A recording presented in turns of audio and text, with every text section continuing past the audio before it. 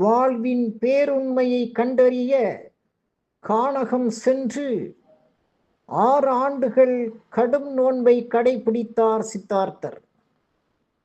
6ஆம் ஆண்டு முடிவில் இடம்பெயரக்கூட இயலாத நிலையில் அவர் உடல் பலவீனமுற்றது.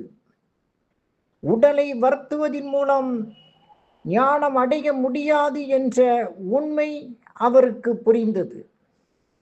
தன் வலிமை அனைத்தையும் இழந்து, பசியினால் களைத்து, தாகத்தினால் தவித்து, நினைவுகள் மயங்கி, உணர்வை மறந்து விடுதலை என்னும் உயரிய இலக்கை அடைய முடியாது என்று தெரிந்த சித்தார்த்தர் உணவை மறுத்தொதுக்கும் கடும் விரதத்தை கைவிட்டுவிட முடிவு செய்தார்.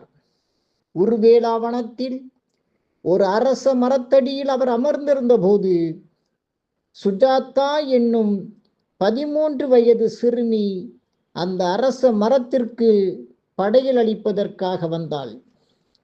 தான் தயாரித்த உணவை ஒரு பாத்திரத்தில் இட்டு அவருக்கு வழங்கினாள். அவள் தந்த உணவை உண்டு கடும் விரதத்தை சித்தார்த்தர் கைவிட்டார். அரச மரத்தின் கீழ் அமர்ந்த நிலையில் என் தோல், சதை, எலும்பு அனைத்தும் வற்றி போனாலும், என் இரத்தம் உடலுக்குள் உலர்ந்து உறைந்து போனாலும் பூரண ஞானத்தை அடையாமல் இவ்விடத்தை விட்டு எழமாட்டேன் என்று தனக்குத்தானே உரைத்து கொண்ட சித்தார்த்தர் ஒரு முழு நிலவு நாளில் பூரண ஞானம் எய்தி புத்தரானார்.